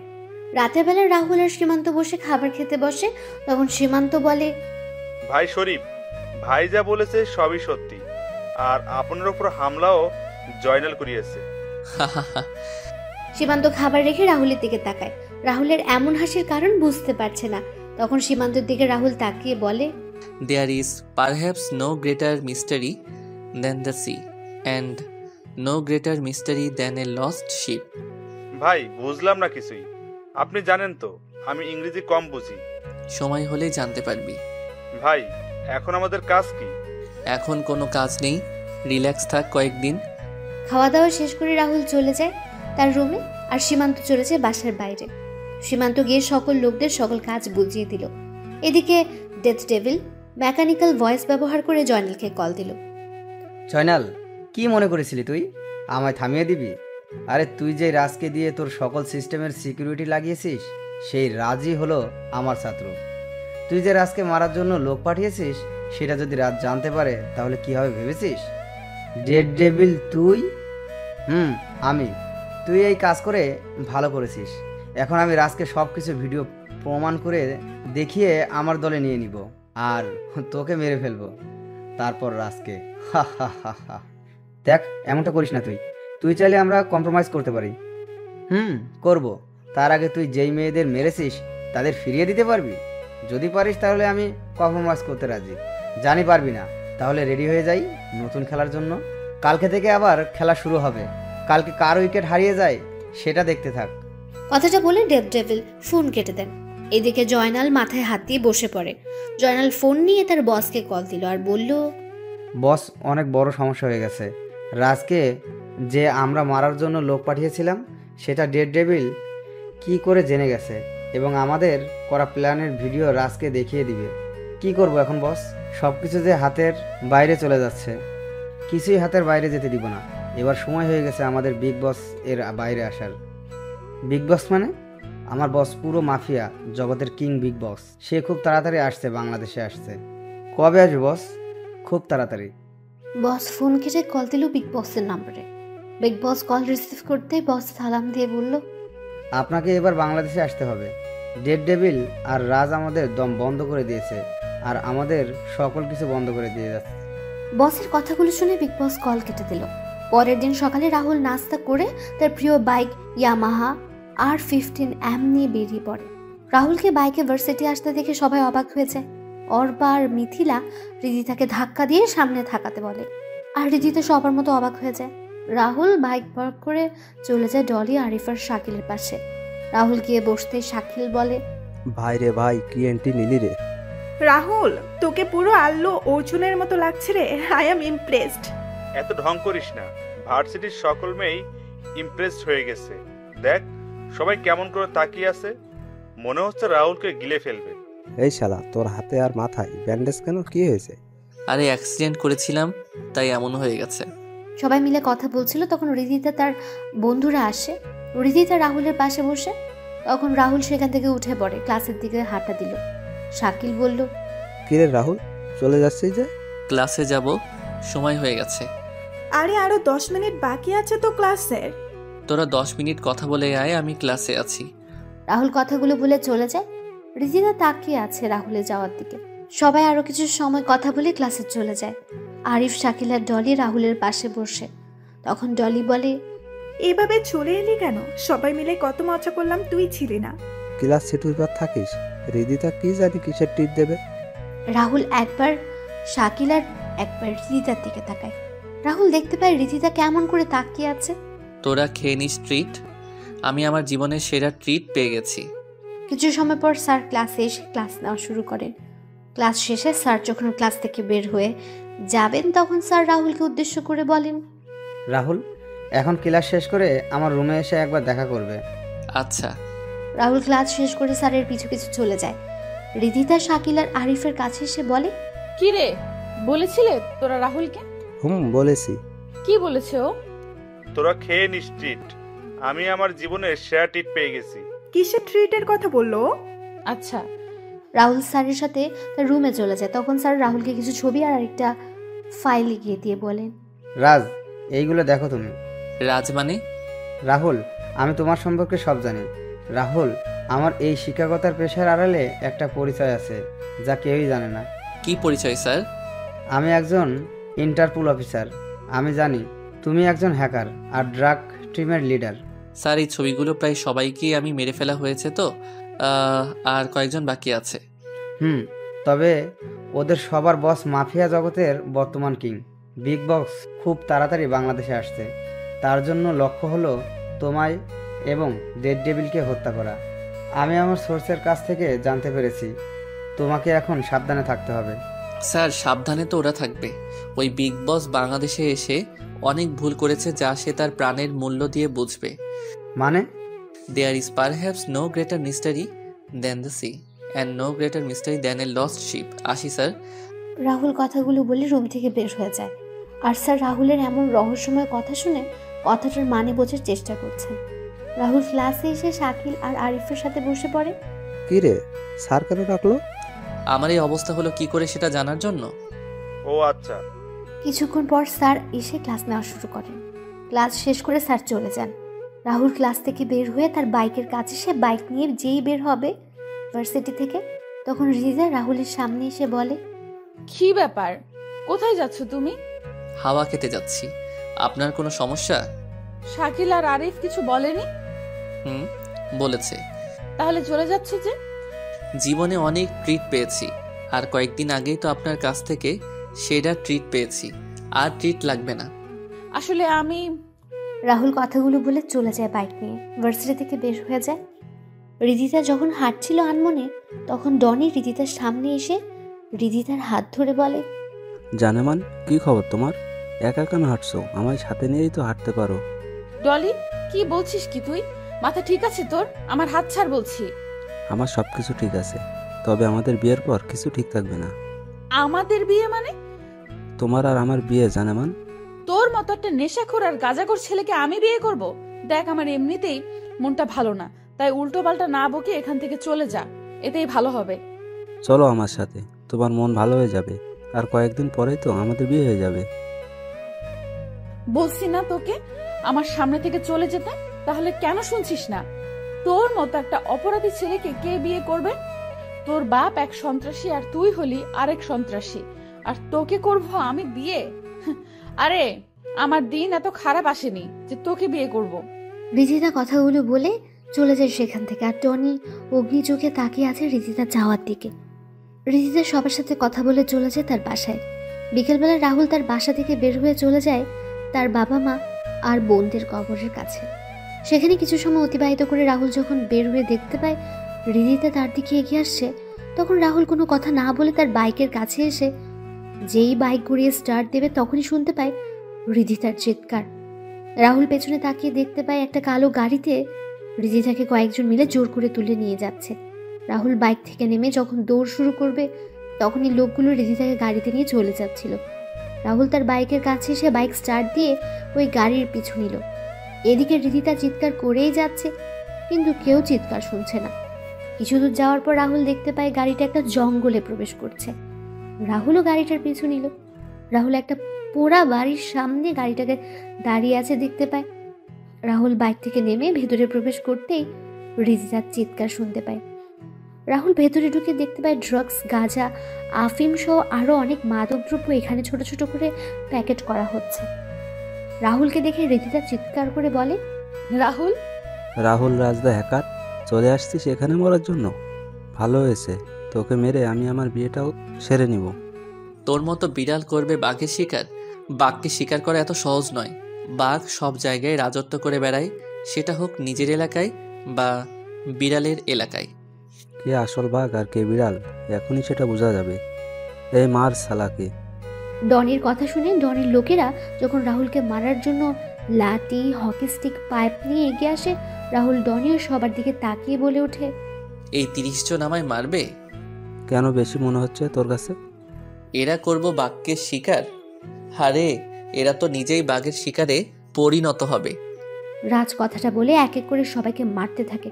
5 মিনিটের ভেতরে ডনির সকল লোক মাটিতে শুয়ে আছে, আর রাহুল রক্তাক্ত চোখে ডনির দিকে তাকিয়ে সিগারেটের ধোঁয়া উড়িয়ে যাচ্ছে। ডনি রাজের এমন চেহারা দেখে কয়েক পা পিছিয়ে যায়। তখন ডনি বলে, তো তুই নিয়ে যাই মেয়েটাকে, আর আমাকে ছেড়ে দে। আমার ভুল হয়ে গেছে, আমি ওর বাঁধন খুলে দিচ্ছি। ডনি কথাগুলো বলে রিদিতার বাঁধন খুলে দিল। রিদিতা ভয়ে ভয়ে রাহুলের পাশে এসে দাঁড়ালো। রাহুল সিগারেটটা শেষ করে রিদিতাকে নিয়ে কয়েক পা এগিয়ে যেতে রাহুল তার বাম হাত দিয়ে পেছন থেকে আসা রড আটকে দিল। রিদিতা কয়েক পা সরিয়ে যায়। তখন রাহুল হাসতে হাসতে বলে, হা হা হা, বলেছিলাম না তুই বিড়ালের বাচ্চা? দেখ, তুই নিজেই প্রমাণ দিয়ে দিলি। তোর বাপ তোকে বিশ্বাস করেছে বলে আমি তোকে বিশ্বাস করব, এটা তুই ভাবলি কি করে? আমি জানতাম তুই পিছন থেকে আঘাত করবি, আর তুই করেও ফেললি। রিদিতা, বাইরে যাও। রাহুলের কথা শুনে রিদিতা চলে যায় বাড়ির বাইরে। আর রাহুল ডনের দিকে এগিয়ে গিয়ে বলে ওঠে, হ্যাকার আর ডেভিল এক হয়ে গেলে এর পরিণাম কি হবে সেটা তোর বাপ এখনো বুঝতে পারবে। Bye bye. কথাটা বলে রাহুল ডনির বুকে তার পিস্তলের সকল গুলি লোড করে দিল, আর ডনি মাটিতে শুয়ে পড়ল। রাহুল তার ফোন বের করে একটা নম্বরে কল দিয়ে ঠিকানা দিয়ে দিল, তারপর বের হয়ে যায় বাড়ি থেকে। রাহুল বাইকের কাছে এসে বাইক স্টার্ট দিল, আর রিদিতা বাইকের পেছনে বসে রাহুলকে জড়িয়ে ধরল। তখন রাহুল বলে, কি হচ্ছেটা কি? জড়িয়ে ধরছেন কেন? বাইকে উঠলে আমার ভয় করে, তাই জড়িয়ে ধরেছি। বাইকের দুই পাশে ডট লাগানো আছে, সেগুলো ধরে বসুন, আমায় ধরা লাগবে না। জড়িয়ে ধরলে কোন মহাভারত অশুদ্ধ হয়ে যাবে শুনি? আপনার মতো বড় লোকদের মহাভারত অশুদ্ধ হয়ে যাবে। আসলে রাহুল তার কানে এয়ারপড লাগিয়ে বাইক চালানো শুরু করলো। কিছু সময় পর বাইক এসে থামে রিদিতাদের বাসার সামনে। রিদিতা বাইক থেকে নেমে যায় আর রাহুল বাইক টান দিয়ে চলে যায়। রিদিতা তার বাসায় চলে যায়। তখন রিদিতার বাবা রিদিতাকে বলেন, কোথায় ছিলে তুমি? আর কয়টা বাজে এখন? আসলে বাবা আজকে আচ্ছা, তুমি তোমার রুমে যাও। এদিকে জয়নাল মাথায় হাত দিয়ে বসে আছে তার ছেলের লাশের সামনে। তার ছেলের পুরো শরীরে ক্ষত বিক্ষত করে দেওয়া আছে আর বুকে লেখা আছে দ্য ডেথ ডেভিল। জয়নাল তার ছেলের কবরে মাটি দেওয়ার সময় বলে, দ্য ডেড ডেভিল, তোকে আমি এমন যন্ত্রণাদায়ক মৃত্যু দিব যা তুই নিজেই কল্পনা করতে পারবি না। আমার ছেলেদের হত্যার প্রতিশোধ আমি নিয়েই ছাড়ব। রাতের বেলা জয়নাল তার বস বসে আছে বিগ বসের সামনে। জয়নাল কান্না করে যাচ্ছে আর বস তাকে শান্ত করার চেষ্টা করছে। তখন বিগ বস বলে ওঠে, জয়নাল, চিন্তা করিস না। ডনি যেমন তোর ছেলে ছিল, তেমনি আমার ভাতিজা ছিল। আমার ভাতিজা হত্যা বিচার আমি নিব খুব তাড়াতাড়ি। আগে আমাদের ডেড ডেভিলকে খুঁজে বের করতে হবে, তারপর খেলা শুরু করতে হবে। না ভাই, প্রথমে ওই এমপি আর এমপির মেয়েকে মারতে হবে, তারপর তার মেয়ে ওই রাজ, আর সবশেষে ডেড ডেভিলকে মারবো। চিন্তা করিস না, কালকে রাতেই এমপির গেম ওভার হয়ে যাবে। পরের দিন সকালে রাহুল ভার্সিটিতে এসে সবার সাথে কথা বলছিল। তখনই রিদিতা কোথা থেকে এসে রাহুলের পাশে বসে পড়ে। রাহুল তখন উঠে যাবে, রিদিতা রাহুলের ডান হাত ধরে রাহুলকে বসিয়ে দিল। রাহুল নিজেকে ছাড়িয়ে নিয়ে চলে যায় ক্লাসে, আর রিদিতা মন খারাপ করে বসে থাকে। ক্লাস শেষ করে রাহুল যখন বের হয় তখন দেখতে পায় রিদিতা আগের জায়গায় বসে আছে। রাহুল সেদিকে না তাকিয়ে তার বাইকের কাছে চলে যায়। রিদিতা রাহুলের বাইকের সামনে এসে দাঁড়ায়। তখন রাহুল বলে, সরুন, আমি যাব। আমিও যাব। কোথায় যাবেন আপনি? বাসায় যাব। নিজের গাড়িতে করে যান না? না, তোমার বাইকে করে যাব আমি। আপনি না বাইকে উঠতে ভয় পান, তাহলে? তোমার বাইকের দুই পাশে রড আছে না, ওগুলো ধরে বসবো। কোনো রিদিতা আর কোনো কথা বলতে পারল না। রিদিতা রাহুলের উপর পড়ে যায়। রাহুল রিদিতাকে পড়তে দেখে ধরে ফেলে। রাহুল বলে, রিদিতা, কি হচ্ছেটা কি? আরে উঠুন না, এসব কি হচ্ছে? সবাই দেখছে কিন্তু। রাহুল এগুলো বলছে কিন্তু রিদিতার কোনো সারা শব্দ নেই। রাহুল যখন রিদিতার পিঠে হাত দিয়ে ধাক্কা দেবে তখন রাহুল রিদিতার পিঠে ভেজে কিছু অনুভব করতে পারে। রাহুল তার হাত সামনে আনতে দেখতে পায় রিদিতার পিঠে রক্ত। রাহুল তাড়াতাড়ি করে রিদিতার পিঠের দিকে তাকিয়ে দেখতে পায় দুটা গুলির চিহ্ন। রাহুল চারপাশে তাকিয়ে কাউকে দেখতে পায় না। শাকিল, আরিফ, অর্পার, মিথিলা সহ সবাই রাহুলের কাছে চলে আসে। সবাই ধরাধরি করে ভার্সিটি একটা গাড়ি করে রিদিতাকে নিয়ে যায়। হাসপাতালে নিয়ে যাওয়া হলে ডাক্তার রিদিতাকে পরীক্ষা করে তাড়াতাড়ি করে অপারেশন থিয়েটারে নিয়ে যায়। রাহুল কল দিয়ে শরীফ খানকে জানিয়ে দিল। সবাই অপেক্ষা করছে অপারেশন থিয়েটারের বাইরে।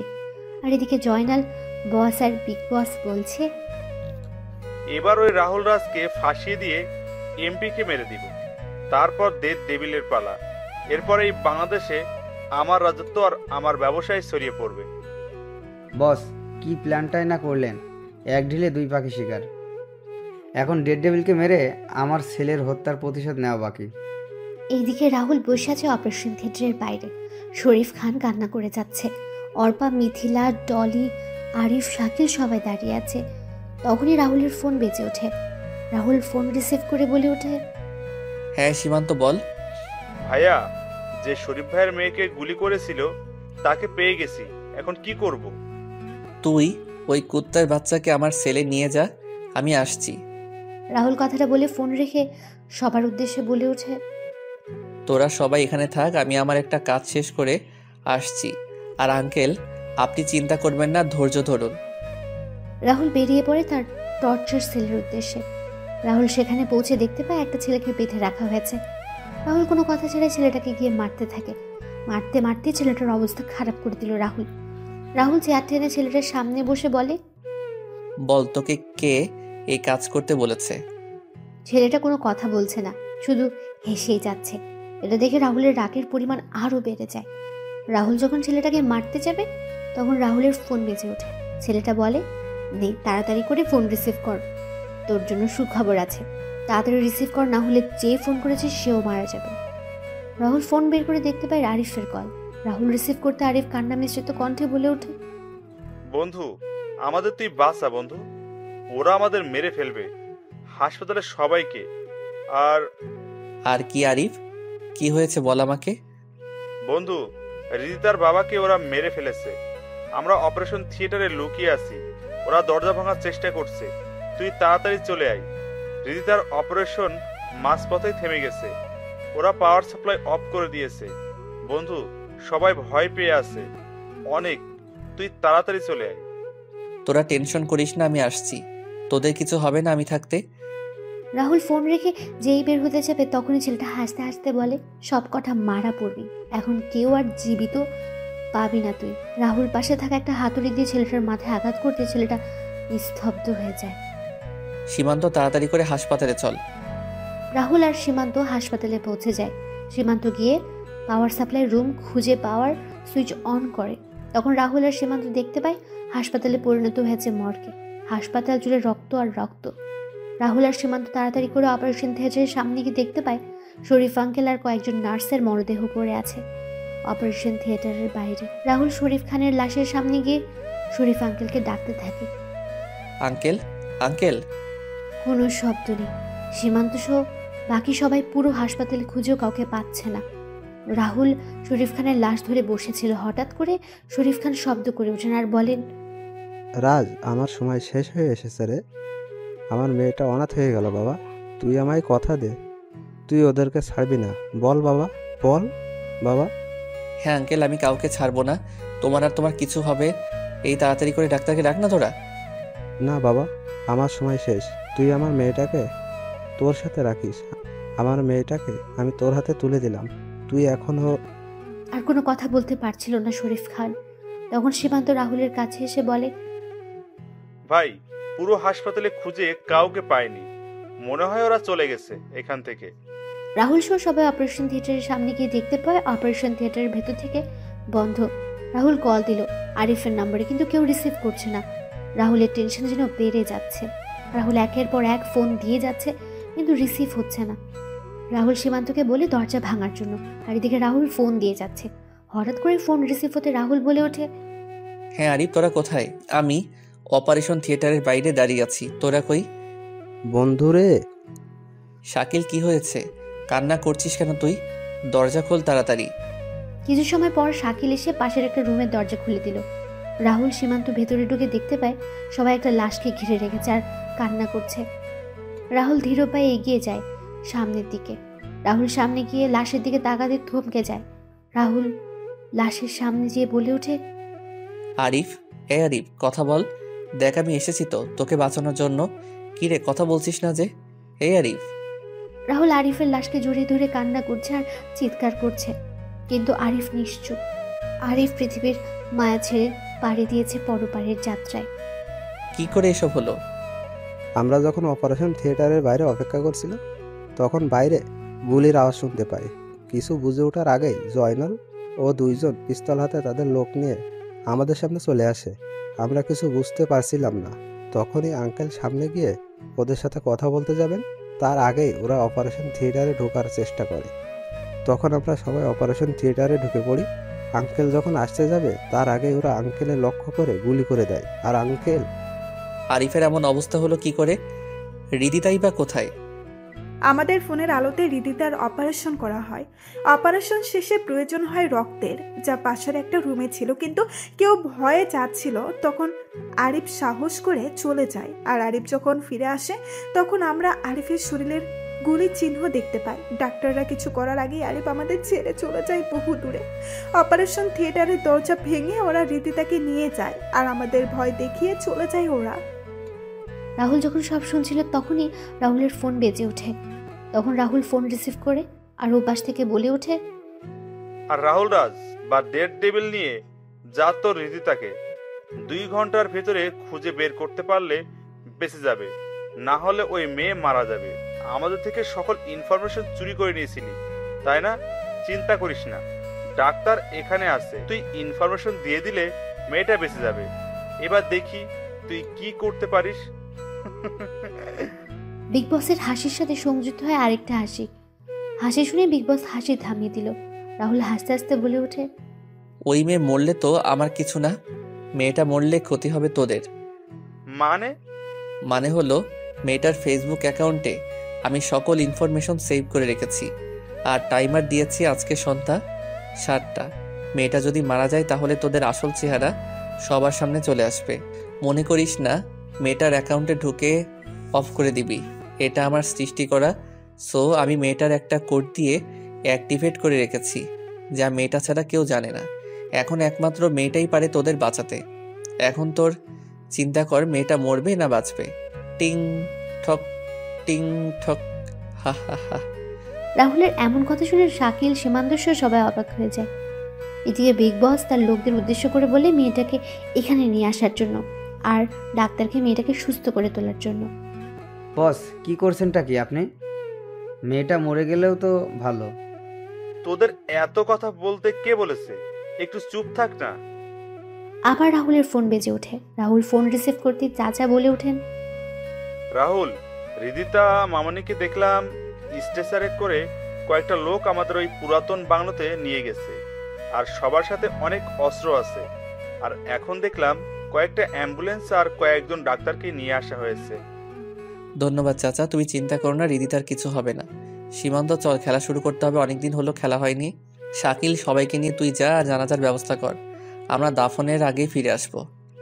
রাহুল কথাগুলো বলে তার লোকদের নিয়ে বেরিয়ে পড়ে চাচার দেওয়ার ঠিকানায়। রাহুল বাইরে থেকে সমস্ত কিছু একবার পর্যবেক্ষণ করে বলে ওঠে, সীমান্ত, আমরা দুই দিক থেকে আক্রমণ করব, আমি সামনে থেকে আর তুই পিছন থেকে করবি। আমার সাথে কোনো লোক নিব না, তুই সবাইকে নিয়ে পিছনে থেকে ভিতরে প্রবেশ করবি। ভাই, আপনি একা? চিন্তা নেই, তোরা তোদের পজিশন নিয়ে নে। রাহুল কথাগুলো বলে ভেতরে ঢুকে পড়ে। রাহুল একজন একজন করে সবাইকে মারতে থাকে, আর পেছন দিক দিয়ে সীমান্ত আর তার লোক নিয়ে মারতে থাকে সবাইকে। রাহুল যখন সিঁড়ি বেয়ে উঠছিল তখনই জয়নাল দেখেনি এবং গুলি শুরু করে। রাহুল লুকিয়ে পড়ে আড়ালে। দুই পক্ষের গোলাগুলি শুরু হয়। রাহুলের কয়েকজন লোক মারা যায়, তবে জয়নাল ও বিগ বসের সকল লোক মারা যায়। বিগ বস কোনো উপায় না পেয়ে বলে ওঠে, এই মেয়েকে মেরে ফেলতে হবে, এই মেয়েকে মেরে ফেলতে হবে। এমনি যখন বাঁচবো না, তাহলে মেয়েটাকে মেরে ফেল। আমি আগেই বলেছিলাম মেয়েটাকে মেরে ফেলতে, আপনি শোনেননি। রিদিতাকে যখন মারতে যাবে তখন রাহুল সামনে আসে আর বলে ওঠে, আমি এখানে আসার আগেই ওরে তোরা না মেরে তোরা অনেক বড় ভুল করেছিস, আর আমি এখানে থাকতে তোরা একে মারবি কি করে? মানে? তোদের বোকা বানালাম আমি। সমস্ত ইনফরমেশন ইন্টারপোল অফিসারদের কাছে চলে গেছে, এখন তোরা মারা পড়বি। এদের সব কয়টাকে এখানে বেঁধে ফেল। এত সহজ আমাদের মারা? দেখবি, দাঁড়া, সীমান্ত রিদিতাকে নিয়ে যা তো। রাহুলের কথা শুনে সীমান্ত সহ কয়েকজন এসে রিদিতাকে নিয়ে যায় আর গাড়ি করে হাসপাতালে। রাহুল পিস্তল ঘুরিয়ে কিছু বলবে তার আগে জয়নাল বলে ওঠে, তুই কিন্তু আমাদের সাথে টক্কর নিয়ে তোর মৃত্যুকে ডেকে এনেছিস। তোর সাহস থাকলে পরিচয় দে। কোন পরিচয় দিলে তুই চিনবি জয়নাল আমায়? মানে হলো আমি হলাম রাহুল রাজ, আমার ডেথ দেবীর সাথে একজন এক্স আর্মি অফিসার। কি? হ্যাঁ রে কুত্তার বাচ্চা, তোর জন্য আমার পরিবারটা ধ্বংস হয়ে যায়। আমি হারিয়ে ফেলেছি আমার দুই বোনকে, আমার বন্ধু আরিফকে। তোর এত লোভের কারণে আমি আমার পুরো পরিবারটাকে হারিয়েছি। আরে জয়নাল, তোর কাজের জন্য তো আমি নিজের জীবন দিয়ে দিতাম, তাহলে এমনটা কেন করলি? তোদের মতো মানুষের জন্য শত শত ভাই তার বোন হারাচ্ছে, বাবা মা হারাচ্ছে তাদের ছেলে মেয়েকে। তোদের জন্য আজ সত্যিকারের ভালোবাসাগুলো হারিয়ে যাচ্ছে। তারপরও আমি তোদের ক্ষমা করে দিতে চেয়েছিলাম, কিন্তু তোরা এই দেশের ক্ষতি করার জন্য উঠে পড়ে লাগলি। তুই তো মারা গিয়েছিলি। আরে রাখে আল্লাহ মারেকে, কথাটা তো শুনেছিস নিশ্চয়ই। কিন্তু তুই আমাদের পরিচয় পেলি কি করে? তোর ডান হাত ফারুকে মারার পর আমি ফারুকের লকার খুলে কিছু ফাইল আর ছবি পেয়েছিলাম, সেখানে তোর আর তোদের কিছু ছবি পাই। ড্রাগনের পাওয়ার তো জানিসই। তোদের পরিচয় আর তোদের খুঁজে বের করতে আমার কোনো পরিশ্রম করতে হয়নি। এবার সময় হয়ে গেছে তোদের পরপারে যাওয়ার। তুই কাদের জন্য আমাদের পিছনে লেগেছিলি? 4 বছর আগে সিনিয়র ইন্সপেক্টর সুমনার কথা মনে আছে, যাকে তোরা জোর করে ড্রাগস খাইয়ে পাগল করে দিয়েছিলি? আমার আপুটা ড্রাগসের নেশায় এতটা আসক্ত হয়ে পড়ে একসময় ড্রাগস না পেয়ে আত্মহত্যা করে, আমার মা বাবার পর ওই আপুটাই আমায় বড় করে মানুষের মতো মানুষ তৈরি করে এবং একজন আর্মি অফিসার তৈরি করে। তোদের ব্যাপারে সব জানার পর আমি আমার সিনিয়র অফিসারদের সব জানাই এবং তারা আমার সাথে সহমত পোষণ করে। আমার ছোট বোন সীমা যখন জানতে পারলো তোদের পরিচয়, তখন তোরা সীমাকে তুলে নিয়ে ধর্ষণ করে ব্ল্যাকমেল করতি আর নিজেদের শারীরিক চাহিদা মেটাতি। সবশেষে আমার বোনটাকে তোরা মেরে সেটা আত্মহত্যা দেখিয়ে দিলি। এবার সব কিছুর হিসাব মেটাবো আমি। রাহুল একটা চাকু নিয়ে তিনজনের বুকে আঘাত করতে লাগলো। সবার বুক ক্ষতবিক্ষত করে দিয়ে লিখে the death devil. Boss, Joynal আর বিগ বস চিৎকার করছে, কিন্তু রাহুল কোনো কথায় কর্ণপাত না করে বেরিয়ে যায়। রাহুলরা বাড়ি থেকে বেরিয়ে নিজ হাতে রাহুল বমটা ব্লাস্ট করে দেয়। মুহূর্তে বাড়িটা আগুন ধরে যায়। ব্লাস্ট হওয়ার সাথে সাথে বাড়িটাও ভেঙে পড়ে। তারপর রাহুল 2 ফোঁটা চোখের জল ফেলে, আকাশের দিকে তাকিয়ে বলে, আপু, তোদের হত্যার বিচার আমি নিয়েছি।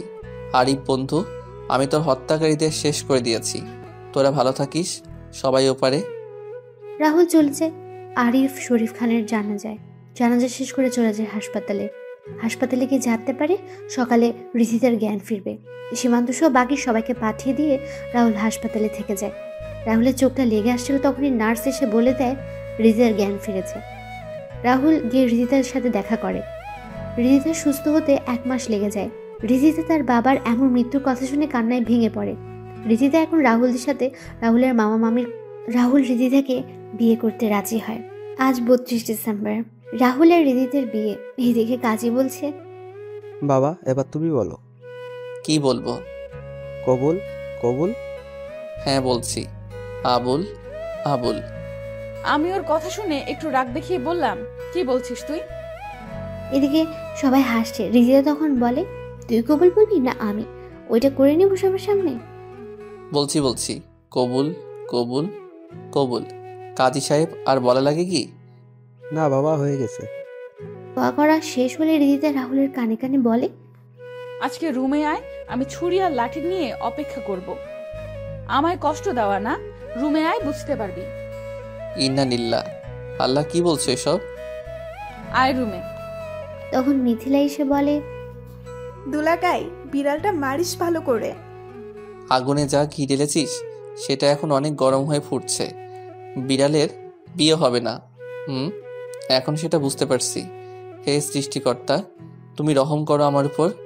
পাঠক আর পাঠিকাগণ দোয়া করিয়েন। আমি যাচ্ছি দিয়ার রাগ ভাঙাতে। ভালো থাকবেন আপনারা, আর আমার জন্য দোয়া করিয়েন। দেখা হবে খুব তাড়াতাড়ি নতুন কোনো গল্পে। ধন্যবাদ সবাইকে আমাদের পাশে থাকার জন্য।